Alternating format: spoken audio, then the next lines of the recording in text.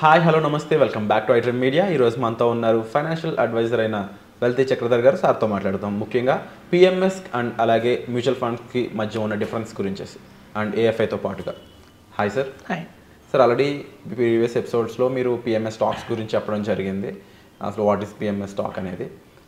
So అసలు PMS స్టాక్కి లేకపోతే మ్యూచువల్ ఫండ్కి అండ్ ఈవెన్ ఏఎఫ్ఐకి ఈ మూడింటికి మధ్య ఉన్న క్లియర్ డిఫరెన్సెస్ ఏమేమి ఉంటాయి, ఎందులో ఇన్వెస్ట్ చేయడం అనేది గివ్స్ మచ్ బెటర్ ఎక్స్పీరియన్స్ అంటారు? ఇది మంచి క్వశ్చన్ అడిగారండి. చాలామంది కూడా చాలా కన్ఫ్యూజన్ ఉంటుంది. మ్యూచువల్ ఫండ్స్ అంటే అందరికీ తెలుసు కానివ్వండి, ఇంకా పిఎంఎస్ ఏఎఫ్ గురించి ఇంకా అంతగా నాలెడ్జ్ లేదు బయట మార్కెట్లో. మీకు చూడండి, మ్యూచువల్ ఫండ్స్ అనేది ఎవరు హ్యాండిల్ చేస్తారంటే ఐసిఐసిఐ మ్యూచువల్ ఫండ్ కావచ్చు, కొటక్ మ్యూచువల్ ఫండ్ కావచ్చు, నిప్పాన్ మ్యూచువల్ ఫండ్ కావచ్చు. అందరూ అనుకుంటుంది ఏంటంటే ఈ మ్యూచువల్ ఫండ్ కంపెనీ అనుకుంటారు, కానీ అలా కాదు. ఇవన్నీ అసెట్ మేనేజ్మెంట్ కంపెనీ అంటారు వీటిని. అంటే ICICI asset management company, Aditya Birla asset management company, Nippon India asset management company. ఈ అసెట్ మేనేజ్మెంట్ కంపెనీ కిందే మనకి మ్యూచువల్ ఫండ్స్ ఉంటాయి, పిఎంఎస్ ఉంటుంది, ఏఎఫ్ ఉంటుంది. ఇంకో విధంగా అర్థం కావాలంటే మారుతి కార్ తీసుకుందాం. మారుతి బ్రాండ్ ఉంది. మారుతి దగ్గర ఆల్టో కార్ ఉంటుంది, మారుతి స్విఫ్ట్ డిజైర్ ఉంటుంది, మారుతి ఎట్రిగా ఉంటుంది, హై ఎండ్. సో ఎట్లయితే మారుతి కార్ల దగ్గర 3 వేరియంట్స్ ఉన్నాయో, అట్లాగే ప్రతి ఒక్క కంపెనీ దగ్గర కూడా ICICI mutual fund, ICICI PMS, ICICI AF, Nippon India mutual fund, Nippon India PMS, Nippon India AF, అట్లా వేరియంట్స్ ఉంటాయి అన్నమాట.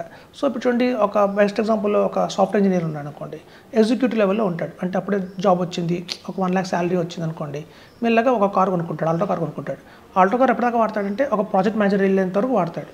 ఒకసారి ప్రాజెక్ట్ మేనేజర్ అయ్యాక ఏంటంటే ప్రమోషన్ వచ్చింది, కొంచెం శాలరీ పెరిగింది, అప్పటికి ఆల్టో కార్ నడపలేము, కొంచెం స్విఫ్ట్ డిజైర్కి వెళ్తాం. సో అట్లా కొంచెం స్విఫ్ట్ డిజైర్ నడిపిన తర్వాత కొంచెం ప్రమోషన్ వచ్చింది, కొంచెం కంపెనీ ఎండీ అయ్యారు అనుకోండి, అప్పుడు హై ఎండ్ వెళ్తాం, ఎట్రిగా. సో అట్లాగే ఫస్ట్ మ్యూచువల్ ఫండ్స్ ఎప్పటిదాకా మన దగ్గర 50 lakhs వచ్చింది అంటే అప్పుడు పిఎంఎస్కి వెళ్ళిపోవాలి. పిఎంఎస్లో 50 lakhs అప్పుడు వర్త్ 1 crore అయిందో అప్పుడు ఏఎఫ్కి వెళ్ళిపోవాలి. సో ఎట్లయితే మన ఒక కంపెనీలో మన గ్రేడ్ పెరుగుతుందో అట్లాగే మన ఇన్వెస్ట్మెంట్ కూడా మారాలి. అందరికీ ఒకలాగా ఇన్వెస్ట్మెంట్ చేయకూడదు. డాక్టర్కి కూడా mutual fund Nippon small cap చేయి, ఒక ఇంజనీర్కి నిప్పాన్ ఇండియా స్మాల్ క్యాప్, ఒక క్లర్క్కి నిప్పాన్ ఇండియా స్మాల్ క్యాప్, అందరికీ ఒకటే మందులా ఉండకూడదు కదండి. డిఫరెన్స్ అనేది ఉండాలి. ఎందుకంటే ఒక్కొక్క లైఫ్ స్టైల్ ఒక డిఫరెంట్గా ఉంటుంది. ఇప్పుడు ఒక క్లర్క్ అనేసరికి వాళ్ళ గోల్ వచ్చి 2 కోట్లు ఉంటుంది, కానీ అదే ప్రాజెక్ట్ మేనేజర్ ఒక లెవెల్లో ఒక లెవెల్ ఆఫ్ ఎక్స్పీరియన్స్ ఒక లెవెల్ ఆఫ్ వచ్చిన తర్వాత, లైఫ్ స్టైల్ పెరిగిన తర్వాత వాళ్ళకి 10 కోట్లు కావాల్సి వస్తుంది రిటైర్ అయినసరికి. కొంచెం ఎండీ లెవెల్లో కొంచెం లగ్జరీ లైఫ్ అనుభవించిన తర్వాత ఆయన టార్గెట్ 2 కోట్లు ఉండదు, ఆయన టార్గెట్ 20 crores ఉంటుంది. సో ఎప్పుడైతే మన టార్గెట్స్ మారుతూ ఉంటాయో దానికి అనుగుణంగానే మన ఇన్వెస్ట్మెంట్ అనేది మారాలి. ఇప్పుడు ప్రతిదానికి కూడా ఒక 10 years అయితే హారిజన్ మినిమం ఉంచుకోవాలండి. ఎందుకంటే వెల్త్ క్రియేట్ కావడానికి ఈక్విటీ మార్కెట్స్ అన్ని కూడా ఈక్విటీ మార్కెట్స్ కాబట్టి ఆ టైం అయితే పడుతుంది. బెస్ట్ ఎగ్జాంపుల్ చెప్తాను, అసలు మ్యూచువల్ ఫండ్స్ తీసుకుందాం. సో మ్యూచువల్ ఫండ్స్ ఒక కామన్ మ్యాన్కి ఈజీగా ఉంటుంది, అర్థం చేసుకోవడానికి ఈజీగా ఉంటుంది. వాళ్ళు ఒక 5,000 rupees ఎస్ఐపి మొదలు పెట్టారు అంటే మాత్రం ఈజీగానే మనం వేసుకోవచ్చు మ్యూచువల్ ఫండ్స్లో.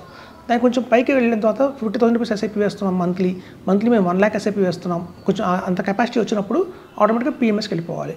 అయితే అసలు డిఫరెన్స్ ఏంటి మేజర్గా అంటే, మ్యూచువల్ ఫండ్స్లో చూడండి మనకి అవుట్ ఆఫ్ 500,000 స్టాక్స్లో నుంచి ఫిల్టర్ చేసి 150 స్టాక్స్ పట్టుకొస్తారు మ్యూచువల్ ఫండ్స్లో. ఫర్దర్గా ఈ మ్యూచువల్ ఫండ్లో ఉన్న 150 స్టాక్స్ని ఫిల్టర్ చేసి పట్టుకొస్తారు 30 స్టాక్స్ కింద, అది పిఎంఎస్. మరి ఏఎఫ్ ఏంటంటే ఇట్లా ఫిల్టర్ చేసిన 30 స్టాక్స్లో నుంచి ఒక 20 మాత్రమే తీసుకుంటారు ఏఎఫ్లో. అలా ఏఎఫ్లో వచ్చేసి మనకి లిస్టెడ్ స్టాక్స్ ఉంటాయి, అన్లిస్టెడ్ స్టాక్స్ కూడా కొన్ని ఉంటాయి. ఇప్పుడు చూడండి, నేషనల్ స్టాక్ ఎక్స్చేంజ్ అందరికీ తెలుసు, దాని షేర్ ప్రైస్ బయట 6,000 rupees నడుస్తుంది, కానీ మనం ట్రేడ్ అవ్వట్లేదు. అది కొనుక్కోవాలంటే ట్రేడింగ్లో లేదు, అది వాళ్ళు స్టాక్ లిస్ట్లో లేదు.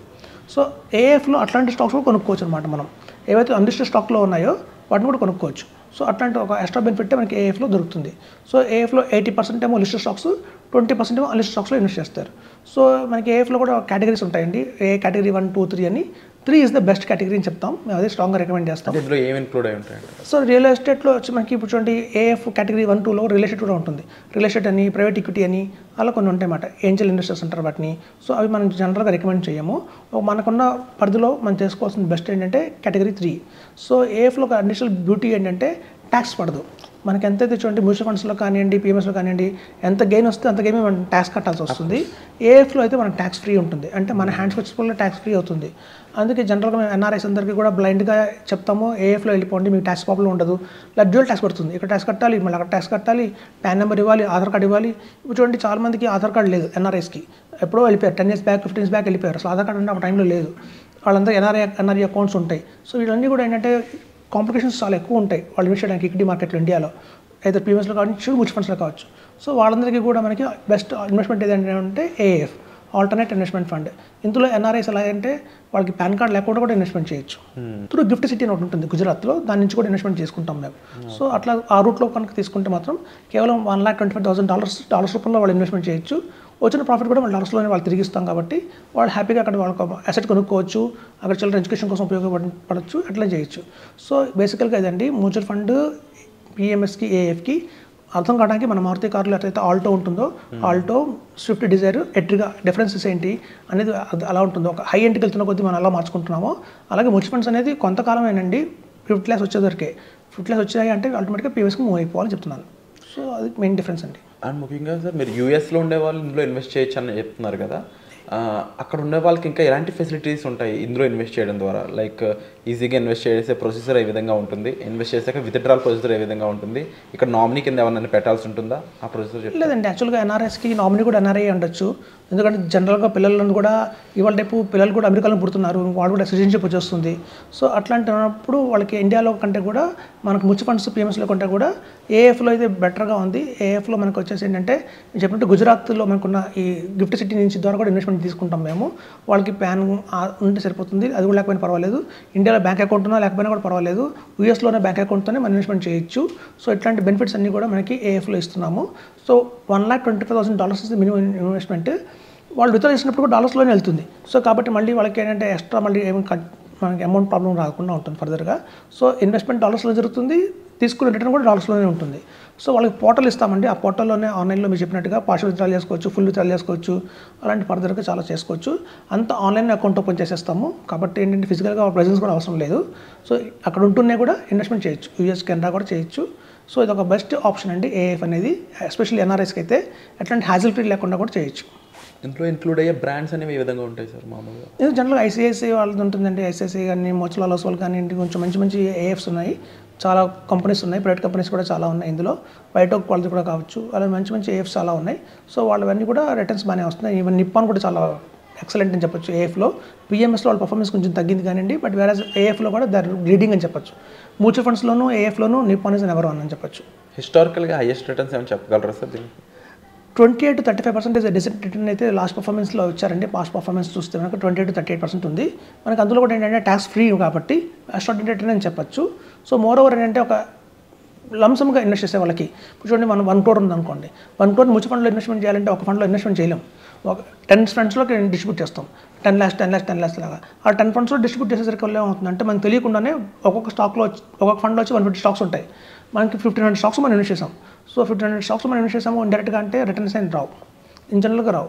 ఇంకా పెద్ద పెద్ద వాళ్ళందరూ కూడా ఏంటంటే నేను పోర్ట్ఫోలియోస్ మేనేజ్ చేయలేరు, ఎందుకంటే అన్ని ప్రతి ఒక్క ఫండ్ని మనం స్టడీ చేయాలి, దాన్ని తీసుకోవాలి, దాన్ని అబ్జర్వ్ చేయాలి అంటే కూడా అయ్యే పని కాదు. సో కాబట్టి ఏంటంటే ఒక బెస్ట్ వే 1 crore పెట్టేసామంటే ఒక ఏఎఫ్లో ఈ 1 crore కూడా ఒకసారి ఇవ్వక్కర్లేదండి, 10 lakhs లాగా 10 months కూడా ఇవ్వచ్చు. ఆ ఫెసిలిటీ కూడా ఉంది. లేదా ముందు 25 lakhs ఇచ్చి తర్వాత 25 lakhs కూడా ఇవ్వచ్చు. అలాంటి కాంబినేషన్స్ చాలా ఉన్నాయండి మనకి ఏఎఫ్లో. లంసమ్గా కూడా ఒకసారి 1 crore ఇవ్వాల్సిన అవసరం లేదు, ఉంటే ఇవ్వచ్చు, లేదంటే కూడా పార్ట్స్ లాగా కూడా ఇవ్వచ్చు. అలా కూడా ఏఎఫ్ తీసుకుంటుంది. అయితే 1 yearలో మనం కంప్లీట్ చేయాలి అంతే. ఐ థింక్ మోర్ ఓవర్ మన డొమెస్టిక్ కంటే కూడా అంటే ఇండియన్స్ కంటే కూడా ఫారినర్స్కి దీనికి ఎన్ఆర్ఐస్కి ఎక్కువ వస్తుంది, వాళ్ళు ఈజీగా ఇన్వెస్ట్ చేయొచ్చు అనిపిస్తుంది. ఎందుకంటే డాలర్ వాల్యూ బట్టి చూసుకున్నట్లయితే దీనికి తగ్గ అమౌంట్ వాళ్ళ దగ్గర ఈజీలీ ఇన్వెస్టింగ్ కనిపిస్తుంది కాబట్టి. అండ్ ఈవెన్ ఇండియాలో చూసుకుంటే వాళ్ళ పర్సెంటేజ్ తక్కువ అని చెప్పొచ్చు, but crores of amount invest చేయాలనుకున్నప్పుడు చాలా మందికి బెటర్ ఆప్షన్స్ ఇంత ఈజీగా లేవు చెప్పాలంటే, అదర్ దెన్ ల్యాండ్ ఒకటే కనిపిస్తుంది. ఇప్పుడు చాలా మంది కూడా అవేర్నెస్ బాగా వచ్చిందండి. ఏఎఫ్ మాకు కన్సల్టేషన్స్ 2-3 వస్తున్నాయి ప్రతి మంత్ ఈజీగా 2 crores 3 crores ఉన్న వాళ్ళు కూడా ఈజీగా హ్యాజిల్ ఫ్రీగా ఇన్వెస్ట్ చేస్తున్నారు. ఇది ఒక బెటర్ ఆప్షన్గా తీసుకుంటున్నారు. ఎస్పెషల్లీ మన ఏపీ తెలంగాణలో లేదండి, వేరే చూస్తే మనకు బాంబే, చెన్నై, బెంగళూరులో ఏఎఫ్ కానివ్వండి, పిఎంఎస్ కానివ్వండి ఆల్మోస్ట్ సాచురేషన్ పాయింట్కి వచ్చేసరికి మీరు అర్థం చేసుకోండి. మొత్తం ఏఎఫ్ ఇండియాలో ఉన్న కాంట్రిబ్యూషన్ ఎంత అంటే 48,000 crores ఉంది. సో అంత వాల్యూమ్ ఉన్న బిజినెస్ ఇది. యాక్చువల్గా ఆల్రెడీ అయిపోయింది, ఇది పాస్ట్లో అంత అమౌంట్ అయితే ఉంది. సో కాబట్టి ఏంటంటే అవేర్నెస్ బాగా పెరిగిందండి. ఇప్పుడిప్పుడే సౌత్కి వస్తుంది, ఇప్పుడు కొంచెం అవేర్నెస్ పెరుగుతుంది. సో హోప్సో మన ఏపీ తెలంగాణలో కూడా మంచి ఇన్వెస్టర్స్ ఉంటారు ఇందులో అని చెప్పి మనం ఆశిద్దాం. Wonderful sir. సో తప్పకుండా ఏపీ తెలంగాణ నుండి ఎక్కువ అమౌంట్ మన దగ్గర చేతిలో ఉండి దాన్ని ఇన్వెస్ట్ చేద్దాము, అదర్ దెన్ ల్యాండ్ కన్నా బెటర్ ప్లేస్ లేదా అని ఎవరైనా ఆలోచిస్తున్నారా, మీ దగ్గర ₹1 కోటి 2 కోట్లను ఈజీగా ఇన్వెస్ట్ చేయడానికి ఒక లేటెస్ట్ ఇన్వెస్ట్మెంట్ ఆప్షన్ మనకి ముందుకి సార్ చెప్పడం జరిగింది. దానికి సంబంధించి మరింత ఇన్ఫర్మేషన్ కోసం మీరు డిస్ప్లే అవుతున్న నెంబర్స్ కాల్ చేసి సార్తో మాట్లాడవచ్చు. Thank you so much. Thank you అండి.